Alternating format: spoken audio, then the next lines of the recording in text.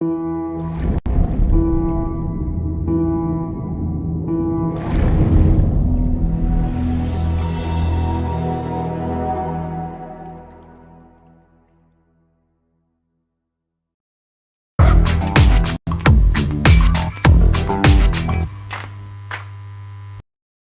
the Jewish tradition says you cannot, as a scientist, just within the realm of science, understand what the world is. You might have some really good information, but you don't know what to do with it. I had this vision that this map, and you go to this cave, and in the cave you meet somebody who tells you something that blows your mind. And then when they're finished, they say, go to the next cave. You say, no, I don't want to go to I don't know what the next cave is. This is where I came to the world. This is where I grew up. But that's not where we're from. And that's a very important disconnection with seemingly that's all you know about life. That's where you were born. That's what you went through. No, your soul knows much more. And the other is, it's a map of God's mind that He's allowing us, but you can't know what's up ahead. You have to have none. You have to know that there's somebody in charge here. That makes all the difference.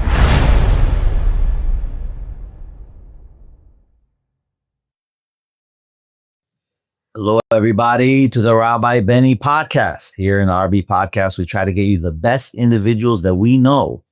So we would like to thank, before we starting with our new guest today, we'd like to thank Daniel Baldwin. We'd like to thank also Adam Saznik and also Rafi Pinsky for our last podcast. And today we are here with a good friend of mine, a friend that we have published so many works together, thank God. And so many more coming. So the first product we have is Spiritual Technology, available on Amazon and HebrewLeaf.com. The next book, we're going by Power. First and Power. Next one is Divine Oneness. Brand new book, guys. Just this past year. The English year and Hebrew year. So guys, Divine Oneness. Another powerful book by Rabbi Avraham Sutton. And we have over here Maftechot Eliyahu, the book of Tichat Eliyahu, the Kabbalistic keys of Elijah. And finally, all our high holidays, days of all available on Amazon and HebrewLeaf.com. So welcome, finally, after so many years, stuck in the land of Israel, Rabbi Avraham Sutton, or Sutton, as we know in Hebrew language. All right. Rabbi Avraham, welcome. How are you? How's your life? I'm coming from Israel to Mexico and from Mexico to New York. Love it. People in Mexico are inspired. They're young people who are searching. They're not satisfied with just any old teachings. They don't want to be rigidified. They want to open their hearts and connect to God. It's amazing what's going on there. And the truth is, it's everywhere. I told them I can wait to say this, but it's the concentric circles in Mexico, concentric circles in Israel, concentric circles in New York, in Miami, in Los Angeles, and all of the South America, South Africa, and all the concentric circles meet in one big concentric circle. And Hashem is making things happen in the world. Wow. Amazing. I love when you talk. Love it. That guys, this is one of the things I love about Rabbi Avraham and his abilities to get things out there in a way that you can't imagine. But before we start with first of all, there's a lot to talk about. Why in South America and Latin America has been this resurgence of people wanting to convert to Judaism, really trying to get into the faith. Oh, obviously I'm but Jews, but okay. Right, I know, but that's all. That's for sure. That's for sure. It's inside of a side, right? We'll discuss that hopefully, and we'll come back to it. But honestly, a lot of people have been asking me. We published so many books.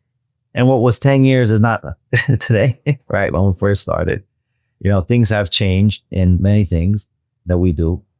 But I want to know your story more in depth. I know you come from, I don't know if it's the Palisades, but from the city of Hollywood. No, not from the Palisades. Palisades, but the truth is, I never say to people that I'm from Hungary. Okay. That was my entry point. We're all from upstairs. Right. Our souls came into this world. And if you want, you can actually say that to people. Where are you from? I'm from up there like you are. I was born. My entry point. This is where we're at. This is where I came to the world. This is where I grew up. But that's not where we're from. And that's a very important disconnection with seemingly that's all you know about life. That's where you were born. That's what you went through. No, your soul knows much more. Anyway, that's where I was born. By the way, I love that. I love that. No doubt. So let me rephrase my question. From what entry point in your physical state do you come from or behold yourself from being? Yeah, so Los Angeles, Hollywood, inland, not anywhere near the Palisades. And yeah, we used to go to the beach a lot. I have 5 older brothers. Most of them have passed away except one. I had 6 fathers. Amazing. God bless them all. I was the only one in the whole family who became religious at the age of 22. Wow. After college. Wow. What was the main click? Wow, I gotta go. I gotta change. What was the click? It's gotta be one click. I mean, usually it's that one click, no? Yeah, I was privileged to meet Shlomo Carlebach. Shlomo Carlebach was always flying all over the world. Amazing. The guy was amazing. And he came to Los Angeles often, and we make a concert, and I became friendly with a group of people who were involved in. He would come and teach us. He would come and sing. He would come and. It was like very interesting. He had a three-pronged kind of approach: singing, stories, and Torah. And the Torah they gave over was deep.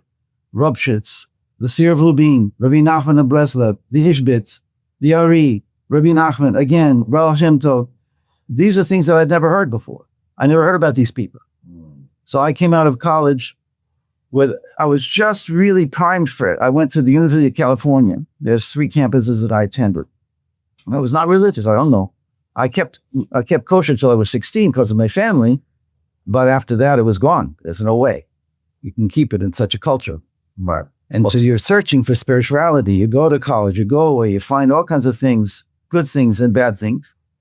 And you come out and I had written a lot about spiritual experiences in college because I went into the psychology of religion, mythology and dreams and psychology.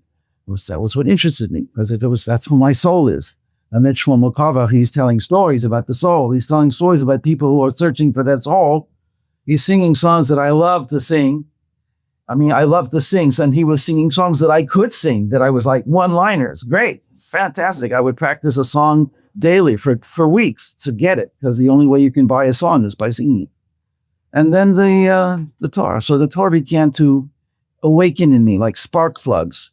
Like religious people would not be as excited as I was because I was not religious, because it was hitting me in a way that for the first time I was hearing these things. Wow. First of all, I know you for 10 years. This is the first time I heard this with Rabbi Shlomo Carlebach. Look at that, So that's why I like to get all my friends in a real sit down in this Rabbi Benny podcast one-on-one. And it's meant for every spectrum, by the way. When we're doing gears, I want to get all specs of life as much as possible here near the Sefer Torah, with educating ourselves. Obviously, there's limitations who we can bring here, but we want to honor those who we can honor. So take us to the journey. You have this epiphany through Rabbi Carlebach.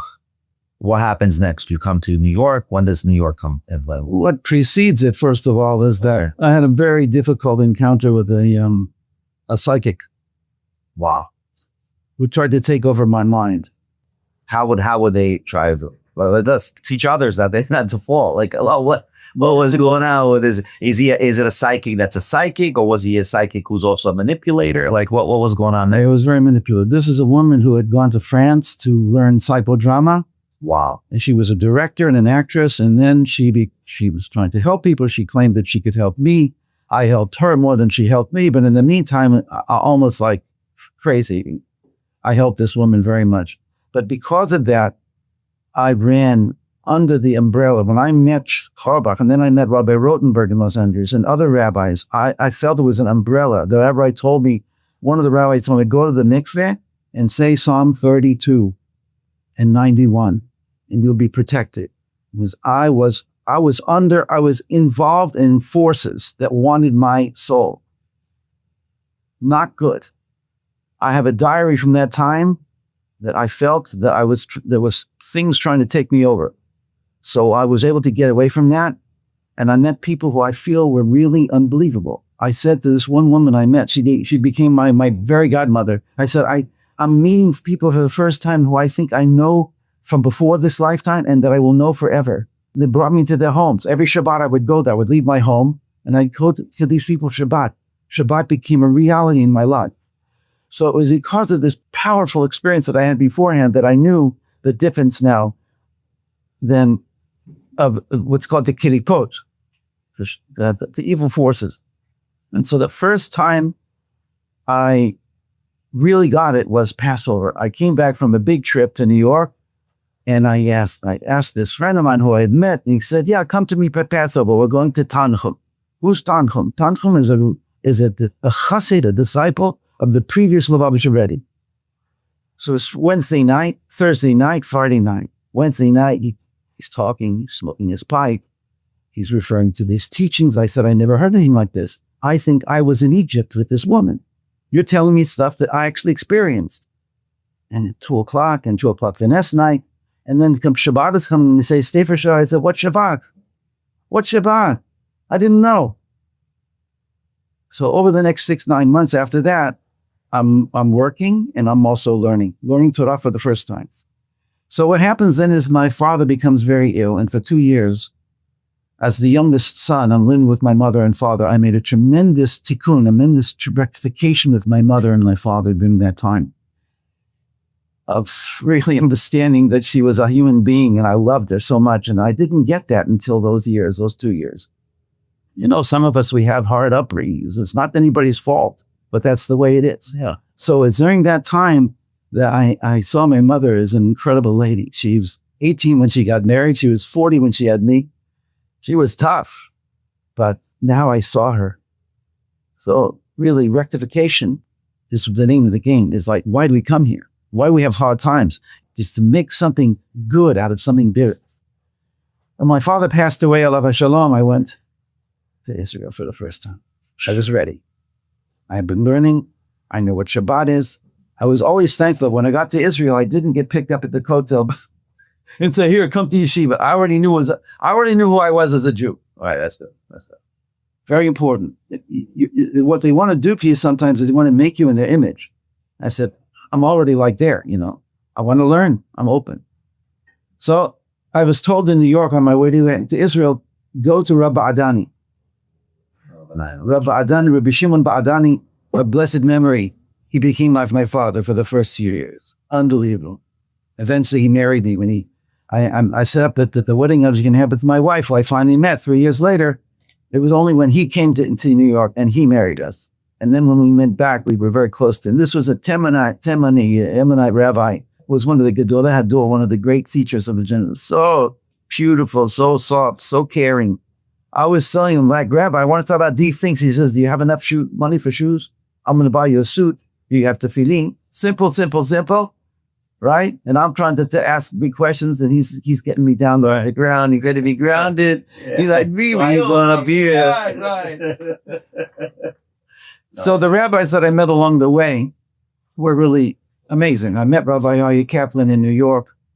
So what time was the Rabbi Ari Kaplan experience? When did that happen? And how long was that experience? So after 1 year in Israel, the Rabbi Ba'adani took me to Rav Shach.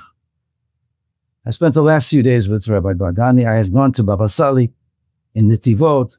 I had gone to Rabbi Mordechai Sharabi in Yerushalayim. I had met a few of the big rabbis. It's unbelievable. But the last 3 days I went to spend with Rabbi Ba'adani, and he took me to Rav Shach. I had never met Rabbi Shach, but I heard of him. I don't know anything about these things. And they said, you got to go to New York. Don't go to Los Angeles.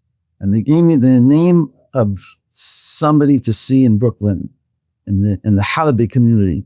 Because my father's born in Halab in Syria, in Aleppo. And this is my roots. I had already known that. I had already acquired and connected with that. They said, go to Brooklyn to Rabbi Mordechai Masbaton. And I did. And he became like an uncle, friend. That's what, you see, I don't want just learning Torah. I didn't want just dry. I needed relationship. I need to see that people were real. I wanted to see a man's wife and his children. I wanted to see how he acts, who he is. You know, I'm 25, 20 now. By this time, I'm 26. I'm there in New York for 2 years learning Torah. I had a big argument with the Rosh Yeshiva. No, who doesn't? He said, you can't learn Zohar. I said, I can learn Zohar, and you can't tell me not to learn Zohar. And I was shaking. I said, this is part of my tradition. This is who I am. Right. So yeah, I stood up for myself because I felt that I can't let people control me. I want to be with Hashem. I want to be doing what God wants me to do. But that's a difficult path to walk. So everybody has their own way, No doubt. So at that time, I met Aryeh Kaplan and I met my wife. She introduced me to Rabbi Kaplan. She had been a student of his. I used to go to his house. She said, whenever he just had a normal conversation, she had to strain every cell in her brain. He was so beautiful, so brilliant, and so easy to talk to. Then she took me to him, and he was like sitting in this little room, surrounded by books on all sides, in this tiny apartment in Borough Park. And he was looking at the microfilms from the Leningrad Library in order to finish the book on meditation and Kabbalah, in which he deals with the Zohar and the authenticity of the Zohar. And there was these notebooks lined up behind him on the bottom shelf. I said, what's that, Rabbi? He said, those are books that I've written. This is 1976. Wow. Late 75. He was still not known. I went outside with my fiance at the time and I said, sometimes there's an actor who makes a lot of films, but there's one film that he makes and then everybody wants to see his old films. I said, that's what's going to happen. Wow. And then, so we went to Israel, we left, he came to our wedding, he spoke at Sheba Barachot. He spoke about something you don't speak about at Sheba Barachot. He spoke about the Ezekiel's vision of the chariot. Like, hello, we're just a couple getting married. He said, I'm Magen Avraham and she's Megillat Esther. He loved to play with ideas and words. Wow. She's Esther, I'm Avraham. And he talks 15 minutes about like spiritual, unbelievable. Strangest thing is that's 1977. We left for Israel, never saw him again. But in 1987, I was approached by a woman who said, here's transcripts of teachings by Rabbi Kaplan, who passed away in 83. Can you make a book out of this? It took me 3 years because I read everything he wrote. Because two other people had tried to make the book, and it's very hard to make a book out of a person talks. But I'd read his books, and I said, wow, unbelievable. He wrote everything he said in class, he had written about, sometimes in 2 or 3 places. I took the best of what he wrote, and I added it to what he said in class, and the book came together. It's called Interspace. Yeah, I know. So, but that was independent of having him speaking about Ezekiel's vision at our Sheba Barachot. And now here in this book, that's what he's talking about. Wow. Like only God. You were like a shaliach even after. It's unbelievable. Which book was it which book was the book that made him for Aryeh Kaplan? Was it Meditation and Kabbalah?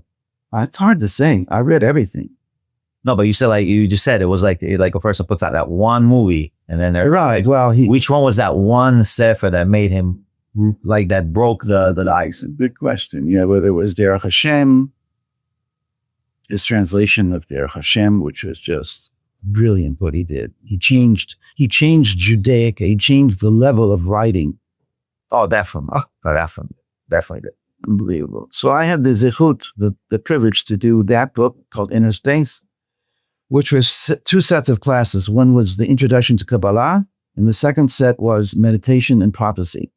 And when they put it on the cover, they said Introduction to Kabbalah, Meditation and Prophecy, which changed the meaning. Because now he's introducing as much as to Kabbalah, but to meditation and to prophecy. Wow. And inner space was 2 words. They put it as one. I said, unbelievable. That's what it has to be. It's inner space. It's a concept. Unbelievable. No, it is. That's it. It's extraordinary how you see him, how he comes and influences you, and then you are there finishing a future product that he was not able to finish. I know he had a few other products he wanted to work on. One of them in the audio, which were able to give me a lot of the audios to again for personal use. Right? Guys, don't call me, don't ask for it. But I remember he said he wanted to write a book about fire in general. He said it, that he was working on the book about Esh. What is Esh? What is this? What is that? And it was working. He's a physicist. He had an MA in physics. Well, a whole story of him, but we're going to now. But just Yeah, it's unbelievable for next time. It's not a problem. Unbelievable how you meet people and because you meet a person who worked on himself, that is what allows you to feel that I too can work on myself. You can't just get this from books. No doubt. And can you say that he was in his books, he was much more than the books, meaning his knowledge was more surpassing than the actual style? Oh, absolutely. He learned with the Rosh Yeshiva, Mir Yeshiva, Rabbi Kolmanovich, 16 pages of Gemara every morning before Shachrit. Wow. He writes in his book, Jewish Meditation, that he would practice with his friends and see who could remember more pages of Gemara. And he said the secret was to what's called lock in. And you lock in, you activate your right brain, which is not just facts and details. And he said he just grew in Torah in a way that he eventually went to Jerusalem and he got a smicha from Rabbi Yehuda, the Rosh Yeshiva of Mir Yeshiva, and Choshen Mishpat, which in order to do that, he closed the book, opened the book, and covered the page, covered half the page and says, what's here? And he did that over and over again, page by page. He got a smicha that many rabbis signed on. It was brilliant. Then he went back to the States and got married, and then he started writing his books. But again, until 1977, 78, 79, he was more or less still unknown. All right. So after Inner Space, how does your journey start in regards to that's the first time I'm doing the book, and it's simultaneously I'm doing another book called it's called Survival, Israel, and Mankind by another author who had passed away, Rabbi Raphael Eisenberg. And these two books became the basis for everything I wrote afterwards. Survival, Israel, and Mankind is about history. It's about God's overseeing and guiding of history towards the goal, the messianic goal. And Inner Space is about how you get there by doing the inner work and touching the messianic level within yourself. You can't get to the ultimate historical goal without working on yourself, without actually accessing the higher levels of your own soul. So these two became the two currents, the two rivers that flowed out of me that allowed me to write my books based on these two men's works. Okay, now, again, 10 years, I know you. First time I heard Rabbi Eisenberg. Teach me who he was, because I don't want to diminish his value. Like in short form, who was Rabbi Eisenberg? Why was he so important? And yeah, he had learned in Hildesheimer in Europe. He knew Rabbi Walding. He knew Rabbi Dessler. He became a businessman in Muncie. He traveled all over the world as a businessman. He connected with professors in Stanford after he wrote a book called The East-West Conflict, which he gave out to every ambassador on the UN. Because it was his theory that he put forth of how materialism is always a loser and is always followed by a powerful thrust for spirituality. And he showed it one after the other, and how it was he called whatever, it was profound. And then I had seen that in New York. I saw this book, Rabbi Masleton's bookcase. I said, what is this book? And he said, and I copied it and made Xerox copies for everybody I knew. I love this book. He didn't mention a word of Torah, but it was all Torah. It was Torah without any mention of Torah. Wow. When I got to Israel with my wife, we were looking for an apartment in Jerusalem, and they told us, go over there to the Eisenberg house. I didn't make a connection. The daughter opens up the door. We say, is your father, your mother here? She says, no, I'm in the living room. She invited us in, my wife and I see the picture on the wall. She says, that's my father. I said, your father wrote the East-West Conflict that I read and that I made copies of everybody? She said, my mother will want to meet you. I worked with her to make a book called Survival, Israel, and Mankind, which is the Jewish version of the East-West Conflict. Wow. Unbelievable. Wow. I sat with her for 6 years. And then Inner Space was in between. So I was working on 2 books. But guys, anyone who's watching, you're never going to hear this before. I never heard this in the 10 years. I know you, more than 10 years. What's going on here, guys? Anyway, but that's beautiful that you became a shaliach of Tunish. I think that's tikkun nishamot, and no doubt. Finish the works of others who couldn't, even get to that's udgadot. Huge merit. Unbelievable. So listen, obviously this is the beginning. We got a little bit of understanding where you come from. What's the drive from then? What year is this for when you complete both? When I were in 77, and I don't know, 70 when I got married. So this is a long process. And in 1987, I start Inner Space and I finish it in 1990. Mm-hmm. So 1990, who you learning from? I know you learned by Rosh Shmuel Darzi, right? That wasn't until later. I met somebody who asked me to write a book for him, and it was about the teachings of the Gaon of Vilna. Oh, wow. It went from... So I never heard about him. All they talk about in spiritual circles is the Baal Shem Tov and Rabbi Nachman. And here I'm being invited to learn a book and many things about the Gaon of Vilna, who was really a visionary, very, very messianic, incredible. Most people don't know anything about who this man was. And so I was privileged to write a book, which eventually became a book called Dedicated to Mashiach ben Yosef.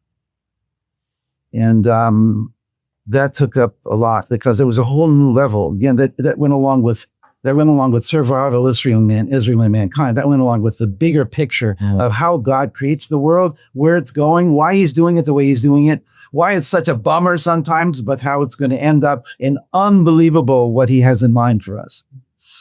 So that took up a good number of years. At the time I started teaching and mixing the different things that I know, and I would go to the States twice a year, Los Angeles. I would visit my brothers, etc. And I was in New York. That's all the way up to 2005 when 95 is when I met Wendell Jones.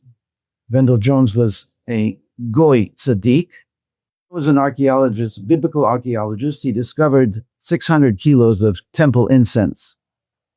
He had a theory, and I think he was right, and we're still working on it.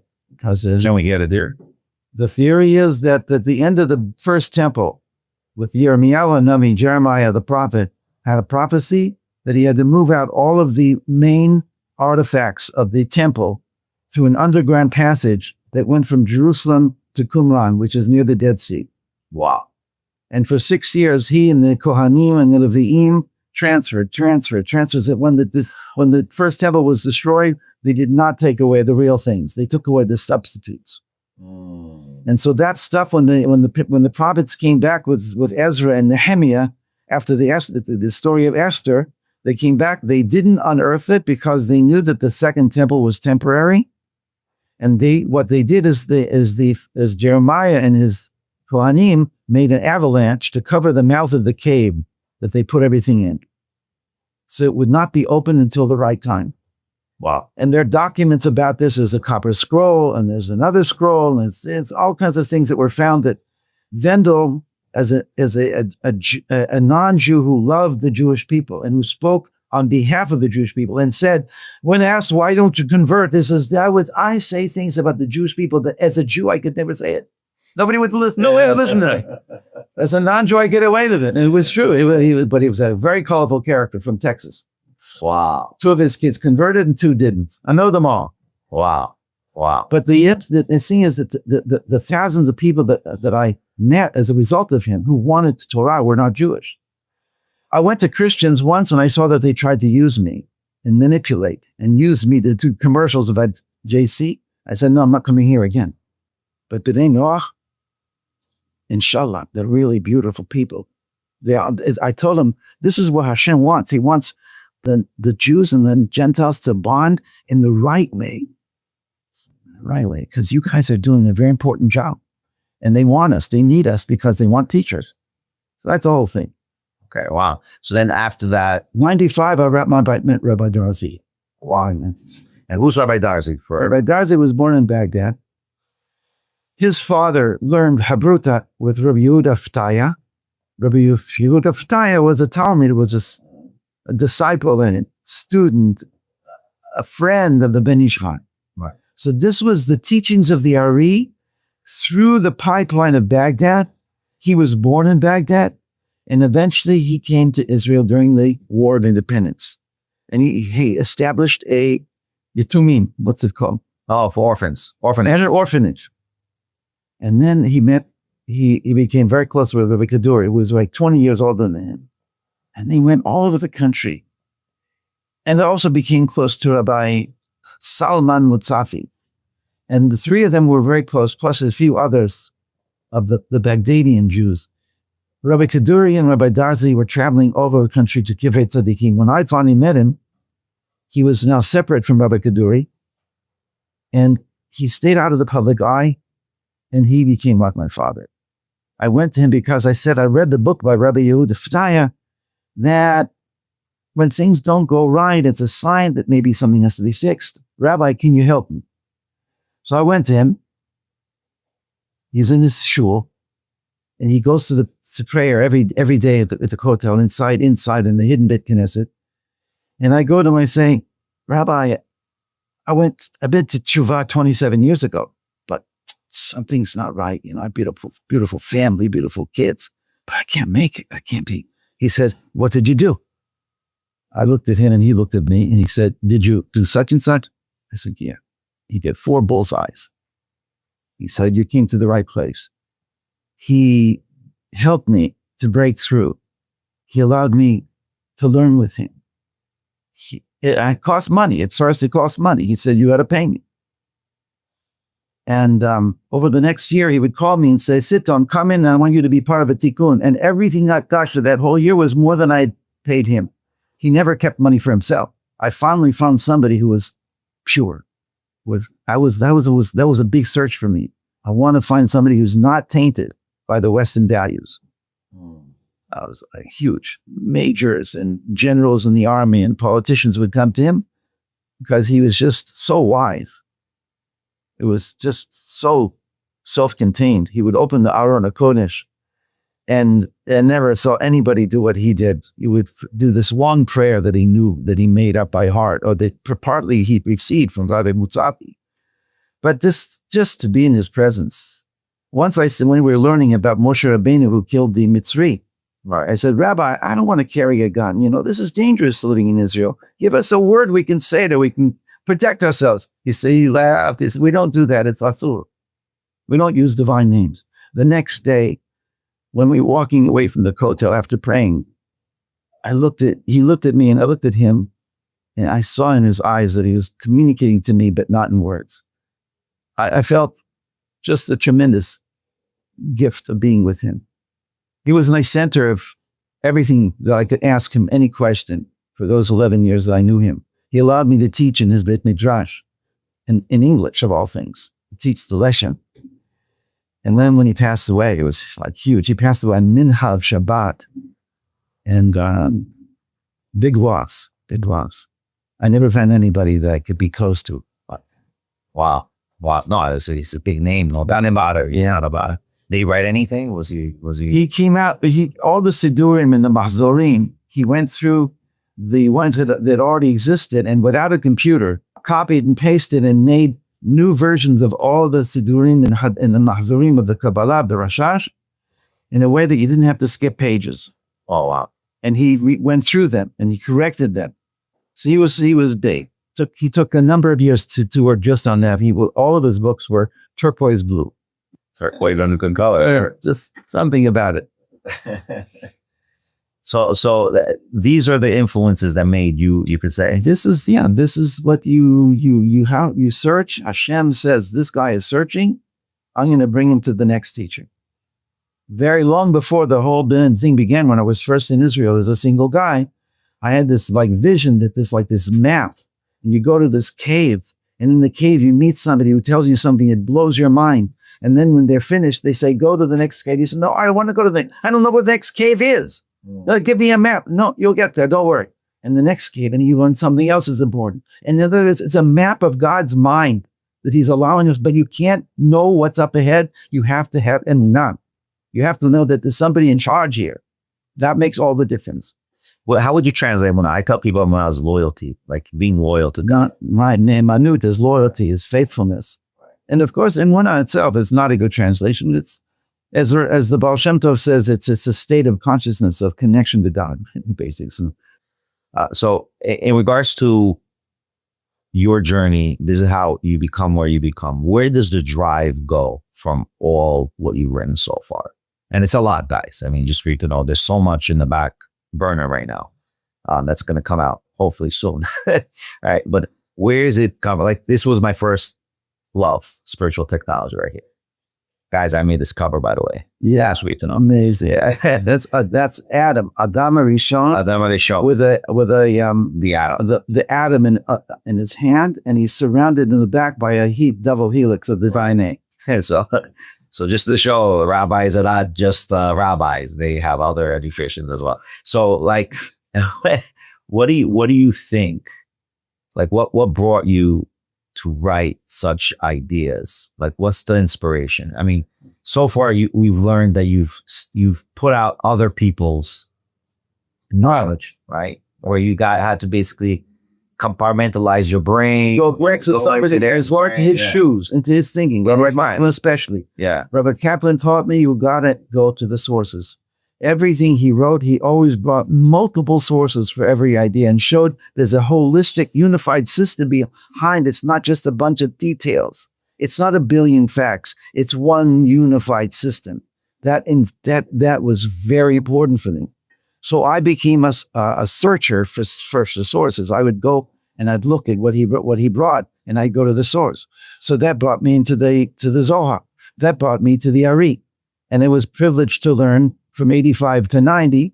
I was privileged to learn in the yeshiva of Mikubali, and there was 20 guys who were Israeli, who had been in the army, who had gone to South America, had gone to India, had gone everywhere, and 7 Americans. 20 Israelis and 7 Americans, and we were sitting with Rabbi Mordechai Atiyeh, whose father and whose grandfather were Mikubalim, who cut out all the Sifik Sod. Rabbi Mordechai Atiyeh, the grandfather, he was the first publisher of all the Zohar, of all the Kitveri in Eretz Israel. So I was learning with him in that yeshiva. I was exposed to the Ari. Here is what I always had wanted to learn. From the time the Shlomo Carlebach had started, and I found out about these things. I was drawn to it. I wanted to know what's it about. Now, when I'm translating and working with Rabbi Kaplan's, what I got from him, so now I'm experimenting of how to translate to Torah in a way that it makes sense, that it doesn't cripple the Hebrew, that it doesn't distort, that you can't translate the Siddur or the Tehillim or Kabbalah or anything like in the old days, where you close and you make it impossible for them to understand. You have to open it up. So there's an art that developed over years based on Rabbi Kaplan's teachings of how he translated. And therefore, that became my mixor, my vocation. So, but that's the macro aspect, right? Right. But what about, let's say, the micro for every single, let's say, a book, for example? What inspired spiritual technology as an example? So, as I said, there's 2 streams. One is the inner stream. What is our connection to God? What is prayer? What is Jewish meditation? The other one is, what is this universe? Where does it come from? What is the creation? Where is it going? What's the process of history? So that's what this book, Spiritual Technology, is about, is going back to Adam and the deeper teachings about Adam and Eve, showing kind of the archetypal level of that story, and that it impacts us to this day.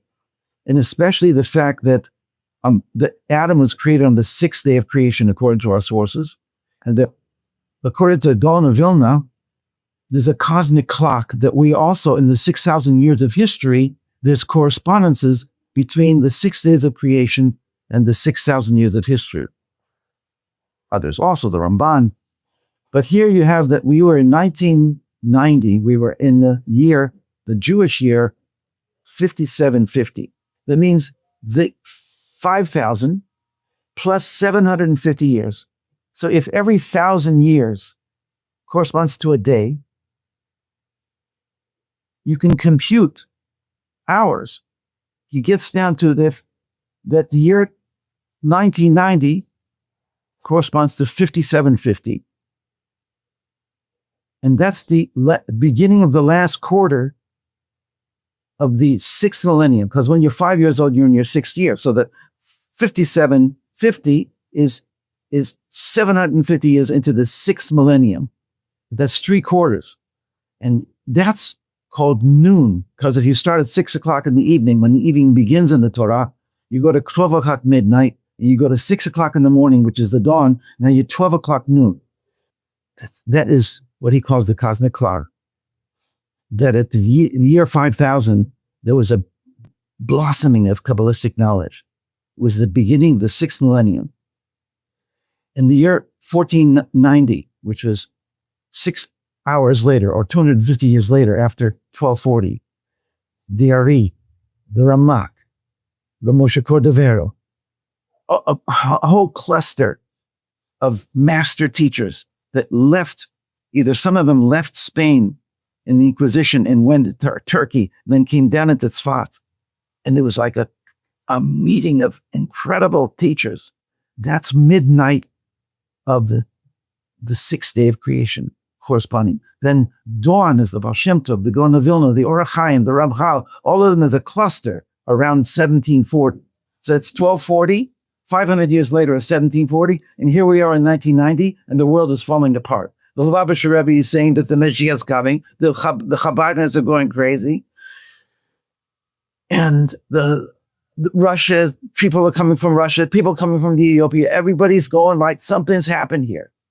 And according to the Gaon of Vilna, it's a transition from the modality of Mashiach ben Yosef, which is a hidden modality, where God is guiding history, but it's still largely hidden, like Yosef himself was a master impersonator in Egypt and his brothers didn't recognize him.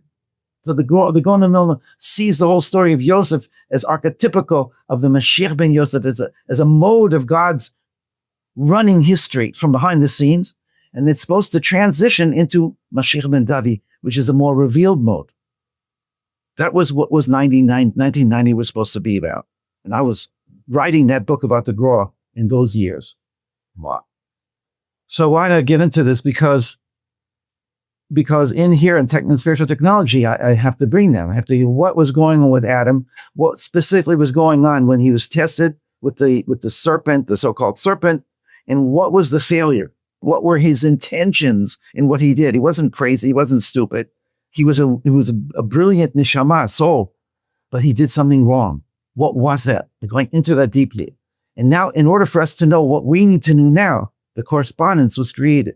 So that's what that book is about. That spiritual technology is that we lost spiritual technology of prophecy. And now it became profane technology. That I bring the theory that everything that we do in technology, whether it's a fork or a hoe or a broom or a computer or a car, is an extension of the human nervous system.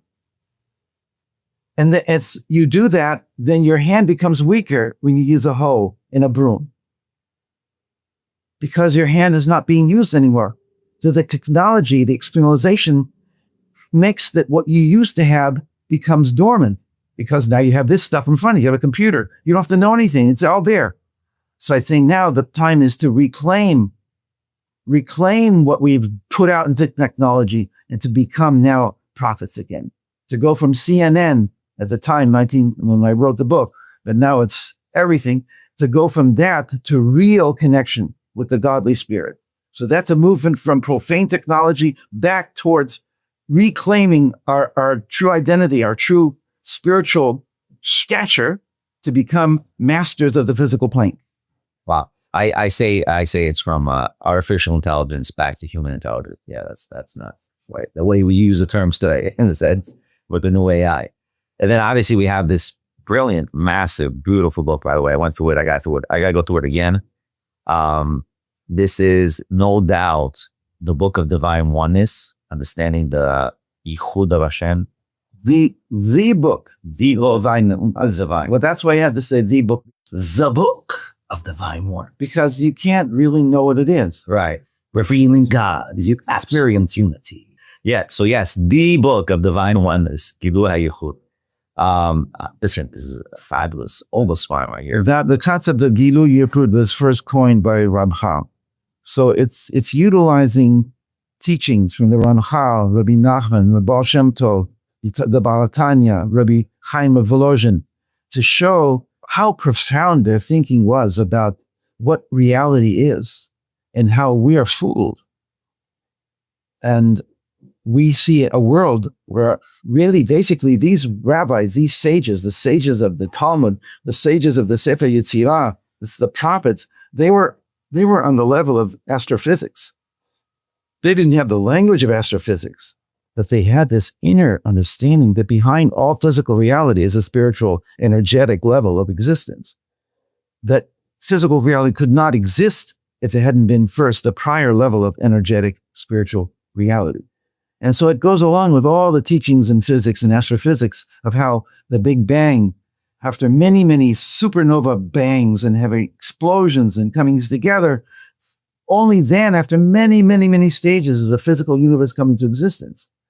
And so in science, they see that as that this is the real place, and that was all, and this is only temporary, and then it's going to go out of existence, and we're not going to exist anymore. No, the Kabbalah says, you guys don't understand what came before and why, and where it's going and why, and who God is. So the Jewish tradition says you cannot, as a scientist, just within the realm of science, understand what the world is. You might have some really good information, but you don't know what to do with it. So the teachers of the Kabbalah are really the messengers of Hashem's wisdom into our lives, telling us the world is much more than we think it is. And the mashals, the parables that the Hashem told, the way the Zohar does is interdimensional. It shows you that the Torah is never only speaking about what it seems to be speaking about. It's this, if you have the keys to the Zohar is telling you exactly what the Torah is about at a much higher level. It's really an awakening on the planet Earth, and the time is right. We're now past 1230 on the cosmic clock. Now we're getting closer and closer, and we do not have to wait till the year 6000. Right? We're in 5,785 now, but we don't have to wait till 6000 because we always believed that we always took in Shabbat before on Friday afternoon, and there's still light, and so we believed that our mothers and our grandmothers and great grandmothers who lit candles, Nerot Shabbat, early, they did it so that we will receive the great Shabbat, the seventh millennium, at the end, much, much sooner than anybody knows. That process is in full force right now. And then I will tell you that I don't know, you disagree with me about it. No, go ahead. Let's hear. Donald Trump is a shaliach. He's a messenger from Hashem, from God. And all kings and rulers. Exactly. And especially in this case, because the degree of the corruption, the degree of evil of those who have preceded him, and they will come to judgment. Mankind has to learn what is right again. And then we were being stripped. We were being completely taken down the road to hell. And it's just in time, I hope. Unbelievable what's going on right now in the world. So the spiritual awakening that each individual is having is corresponding to something that's going on higher and higher levels. It's magnificent to be born at this time. We are the souls who were here many times, and we all came back together for this last lifetime. That's also in this book. Unbelievable. Brilliance. By the way, they just came out with a report just today, the side point, that $250 million was given to George Soros. That's right. Yeah, and he spent that money. He spent actually our money to run his bidding. The most dangerous people in the world. Yeah, he didn't spend his money. He spent our money. He spent, taxpayers' money. And side point. Listen, in reality, spirituality itself, I definitely believe that the scholars of the past and the ancient civilizations did exist, and they understood things not with, let's say, the same language we use. A different language. We have different titles, different categories, different ways of explaining the same things they know, and they have different ways of explaining the same things that we know, and they probably have more on this. They probably have more connection to what I call God energy, but that's a side point. They're alive and well. Yeah. They're there. What would you say is your best experience with people? What does the average person? I mean, because I know you deal with a lot of individuals. I know that right now drugs and psychedelics have become very huge. Like, what is your experience with people? What would you advise a person in his journey to Judaism? I mean, obviously they can purchase all your books, bypass a lot of the journeys you went through, in a sense, kind of jumpstart their lives, because you've done what a person will take hundreds of years to do. You've done it in your lifetime, and your life is just beginning, in my point of view. Like, what would you say? What would you say is the number one advice you can give a person who's, again, either getting married already, having children, before having children? There's got to be that one advice as a human being that goes through this process of life. What will be the key element to tell us? This is what you got to always think about in order to always overcome. Well, here we get into the content of the profound teachings of the Ari and the Baal Shem Tov of the human personality. And what they were speaking about is how to understand our lives in a much deeper level. Why we suffer. There's different levels of suffering. I've just been speaking about this in Mexico. I was just at a retreat, a 5-day retreat, plus 2 Shabbats, speaking to people. And also I was working with my dear friend, Daniel Katz of the Elevation Project. It's an amazing thing that he's doing. And teaching the Baal Shem Tov's Torah in a serious way to come to psychological maturity, emotional healing, to understand our lives in a higher way as souls, why we have gone through so much, why our family life, our woundedness, who are we, what's going on here, and how do we heal? How do we become more who we really want to be? So he's pulling out, he's kind of extracting, asking out of the body of knowledge that these great teachers had, how do we make this real in our lives? And he does simple exercises. The crying, the joy, the clapping, the holding of the hands high, the connecting with source, bringing it in, bringing your left hand here, which is all your pain, and covering it with your right hand. It's called hamtakat din, is understanding that even though it's hard, but everything that's ever happened to me was somehow for my good. Baruch atah Hashem, hatov shimcha, ulchana elehodot. You thanking Hashem not for only the good, but even the hard stuff. Why? Because something about the way he made us, that he knew that we had to go through stuff and then come out, and we'll come out 1 billion times better than if we hadn't gone through the stuff. So this is now the time for deep inner work. People are rushing to breath work in Muncie and in Lakewood and all these places. They're rushing also to drugs. You can't just rely on something external. So we're providing, me, my friends, all of us who are learning this deep Torah, a way for us to move into the next level, where we can get the emotional maturity that we want to have, the intellectual understanding we need, and to be part of this messianic process that Hashem is unfolding in the world at large. Like I said, with the concentric circles. Wow. Rabbi, it's been over. I wish I could explain it better, but next time. Listen, it comes out of me. I do my best. There's going to be more times, Rabbi. We're going to have you back again. So everybody, thank you for joining our Rabbi Benny podcast, RB podcast. I appreciate everybody for listening in, tuning into Rabbi Avraham and his teachings and his ideas and it's all profound. It's all, sourced in Torah education and Torah scholarly work for thousands of years that we have. I think we have the largest information in most religions, right? And besides, it's the system behind all the systems, right? Because we didn't make it up. All right, that's no doubt about that. So I thank everybody, and thank you, Rabbi Avraham, for joining us in this session, in this podcast, episode 4 of the RB podcast. May God bless everybody. May God bless you. And you can find all his books in our links here on our YouTube channel, via Amazon, on our own Shopify store, ebuleaf.com. So please, everybody, join us, subscribe, learn more, and just be well. Like I always say, live and let live, and we'll all be happy. Be well, be well. Thank you so much for joining us. Bye-bye.